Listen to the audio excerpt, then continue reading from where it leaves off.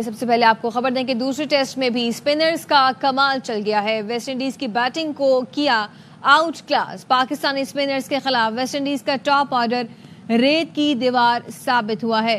صرف 54 رنز 8 کھلاڑی پویلین لوٹ گئے۔ نمائندہ خصوصی شاہد ہاشمی ہمارے ساتھ موجود ہیں۔ شاہد صاحب بتائے گا، بہترین کھیل پیش کیا گیا اسپنرز کی جانب سے؟ بالکل ایسا ہی ہے۔ ایسا لگا کہ ویسٹ انڈیز نے اچھا ٹاس جیتا ہے۔ شروع میں پچ کے اوپر اتنا ٹرن نہیں ہوتا، اتنا بالرز کو مدد نہیں کرتی پچ، لیکن شروع سے ہی اس پچ پر بالرز کو مدد ملی ہے۔ نعمان علی جیسے ہی آئے 8واں اوور کرانے، انہوں نے تباہی مچا دی۔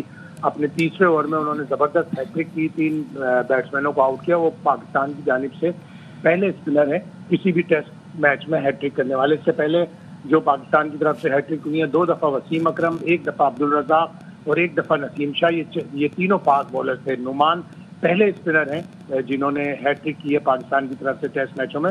شاندار بالنگ کی انہوں نے، 2 وکٹیں ساجد خان نے لی، 1 وکٹ ابرار نے اور 1 وکٹ فاسٹ بالر کاشف نے لی ہے۔ تو ویسٹ انڈیز کی ناتجربہ کار بیٹنگ ہے اور اس پچ پر ان کو بہت مشکل ہوئی ہے بیٹنگ کرنا۔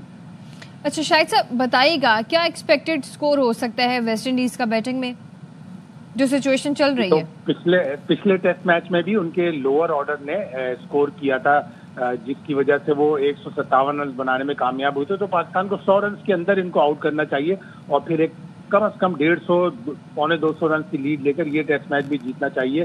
یہ حکمت عملی پاکستان نے پچھلے سال بنائی تھی جو پاکستان کو ٹیسٹ میچز جتوا رہی ہے۔ بہت سے لوگ اس کے اوپر تنقید کر رہے ہیں، لیکن جب پاکستان کی مشکل سچویشن تھی، پاکستان 3 سال میں کوئی بھی ٹیسٹ میچ نہیں جیتا تھا ہوم گراؤنڈز پر، تو یہ حکمت عملی اختیار کی گئی اور اگر یہ بہترین نتائج دے رہی ہے تو اس میں کوئی پرابلم نہیں ہونا چاہیے، اس کے اوپر تنقید نہیں ہونی چاہیے میرے حساب سے۔ اچھا شاہد صاحب، توصیف صاحب سے بات ہوئی، انہوں نے بھی کہا کہ اسپنرز نے بھی کمال کھیل کھیلا ہے لیکن پچ بھی بڑی کارآمد ثابت ہوئی ہے۔ آپ کے نزدیک ہمارے پاس اسپنرز تو ہیں ہی لیکن پچ بھی ہمارے لیے بڑی کارآمد ثابت ہو رہی ہے، آپ دونوں میں سے کس کو کریڈٹ دیں گے؟ دیکھیے دونوں چیزیں ہیں، جب تک آپ اس طرح کی پچ نہیں بنائیں گے تو اسپنرز کو اتنی جلدی اور اتنی زبردست کامیابی نہیں ملے گی۔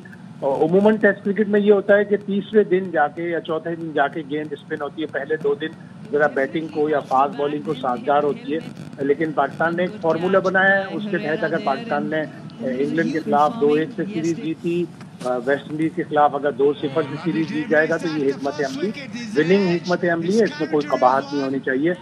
دونوں چیزوں کو آپ کریڈٹ دینا پڑے گا، اچھی پچ پہلے بنوائی اور پھر اس کے بعد اسپنرز نے اس کے اوپر اچھی بالنگ کی۔ شاہد صاحب، پاکستان کی جو ٹیم ہے اس کے اندر ایک چینجنگ بھی کی گئی، کاشف کو ایڈ آن کیا گیا، یہ جو چینج ہے یہ ہمارے لیے بڑا فروٹفل ہوگا؟ دیکھیے آپ کو ساتھ ساتھ ہی فاسٹ بالرز بھی ڈیولپ کرنے ہیں، اس لیے کہ جب آپ جائیں گے تو آپ کو اسپن کنڈیشن نہیں ملیں گی، وہاں پہ زیادہ تر فاسٹ بالرز کو مدد ملتی ہے۔ کاشف علی اچھے بولر ہیں، پچھلے سے ابھی جو ختم ہوا ہے قائد اعظم ٹرافی کا سیزن، اس سے پچھلے سیزن میں انہوں نے وہ چوتھے نمبر پہ تھے، غالباً 32 وکٹیں یا 30 وکٹیں ان کی تھیں۔ اچھے ہارڈ ورکنگ فاسٹ بالر ہیں اور وہ آئے اور انہوں نے اپنے پہلے ہی اوور میں 1 وکٹ لی۔ وہ کہ ان کا کنٹریبیوشن اتنا زیادہ نہیں ہوگا اس ٹیسٹ میچ میں، لیکن کم از کم آپ نے ان کو کھلا کر ایک فاسٹ بالر کو اور جج کر لیا کہ اس میں کتنی صلاحیت ہے۔ ٹھیک ہے، بہت شکریہ شاہد ہاشمی صاحب ہمارے ساتھ موجود تھے۔